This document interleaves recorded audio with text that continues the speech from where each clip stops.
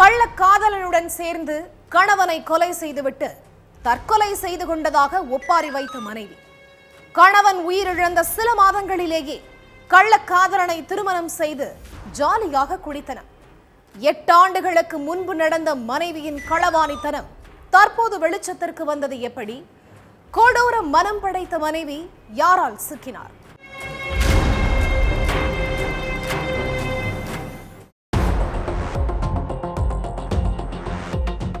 என்னதான் என் மகன் தற்கொலை செஞ்சுக்கிட்டாலும் கொஞ்ச நாள்லயே வேற ஒருத்தரை கல்யாணம் பண்ணிக்க எப்படித்தான் மனசு வந்ததோன்னு ஒரு பக்கம் மருமகள் மேல ஆத்திரம் வந்தாலும் நம்ம பொண்ணுக்கு இப்படி ஒரு நிலை வந்திருந்தா நாம இப்படியா யோசிச்சிருப்போம்னு தன்னோட மனசை சமாதானம் படுத்திக்கிட்டாங்க மாமியார்.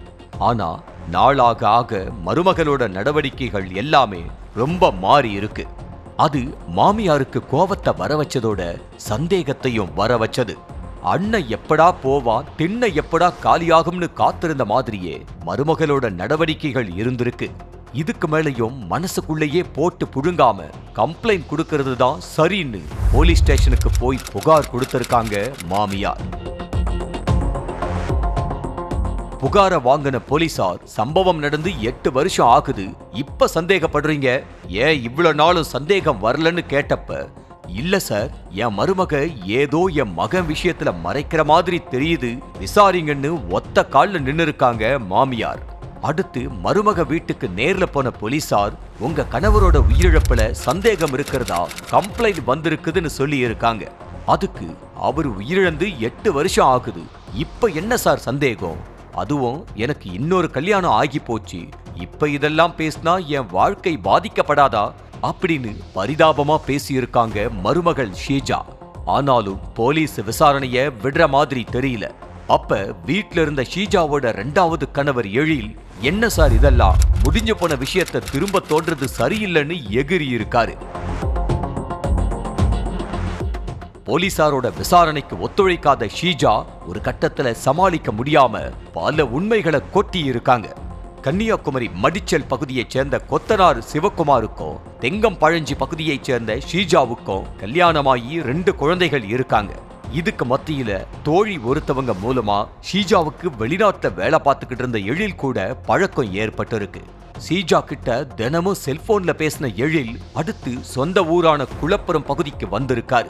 சிவகுமார் வேலைக்கு போன நேரங்கள்ல ஷீஜா வீட்டுக்கு வந்து அவங்களோட தனிமையில இருந்த எழில், நாம எப்போதுமே சேர்ந்து ஒன்னா வாழணும், அதுக்கு உன் கணவர் கதையை முடிச்சிடலாம்னு சொல்லி இருக்கான். ஏற்கனவே அந்த ஒரு முடிவில் இருந்த ஷீஜா கணவனை கொல்றதுக்காக கள்ளக்காதலனை நைட் நேரத்துல வீட்டுக்கு வர வச்சிருக்காங்க. அடுத்து 2 பேரும் சேர்ந்து தூங்கிக்கிட்டு இருந்த சிவகுமார அடிச்சு தலையணையால முதுகுல அமுக்கி மூச்சை நிறுத்திட்டு அப்படியே சடலத்தை தூக்கில மாட்டி விட்டுருக்காங்க. அதுக்கப்புறம் நைட்டோட நைட்டா எழில வீட்டை விட்டு அனுப்புன ஷீஜா விடிஞ்சதுக்கு அப்புறம் கடன் பிரச்சனையினால தற்கொலை செஞ்சுக்கிட்டாரேன்னு ஒப்பாரி வச்சிருக்காங்க. ஏற்கனவே தலைக்கு மேல கடன் பிரச்சனையும் இருந்ததுனால சொந்த பந்தங்கள் யாருமே எந்த புகாருமே கொடுக்கல. சிவகுமார் சடலத்தை அடக்கமும் பண்ணிட்டாங்க. அப்பாடா, நினைச்சபடி எல்லாத்தையும் சக்சஸா முடிச்சிட்டோம்னு நிம்மதியா பெருமூச்சு விட்ட ஷீஜா கணவர் உயிரிழந்த கொஞ்ச நாள்லயே எழில திருமணம் பண்ணி வாழ்க்கைய நடத்த ஆரம்பிச்சிட்டாங்க. எப்படியோ நல்லா இருந்தா சரின்னு அப்பவும் யாரும் எதுவும் கண்டுக்கல.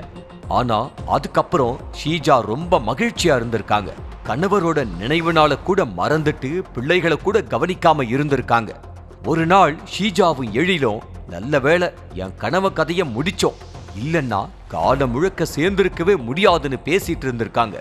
இத கேட்ட ஷீஜாவோட பிள்ளைங்க சிவகுமாரோட அம்மாவான தன்னோட பாட்டி கிட்ட சொல்லி இருக்காங்க. அதுக்கப்புறம் தான் மருமகளோட நடவடிக்கைகளை கவனிச்சதுல மாமியாருக்கும் சந்தேகம் வந்திருக்கு. அந்த சந்தேகம் தான் ஷீஜாவோட திருட்டு வேலைய 8 வருஷத்துக்கு அப்புறம் வெளிச்சத்துக்கு கொண்டு வந்திருக்கு. இப்ப கள்ளக்காதலனோட சேர்ந்து ஜோடியா கம்பி அணிக்கிட்டு இருக்காங்க ஷீஜா. பல நாள் திருடன் ஒரு நாள் அகப்படுவான் அப்படிங்கிறதுக்கு இந்த சம்பவம் தான் சாட்சி.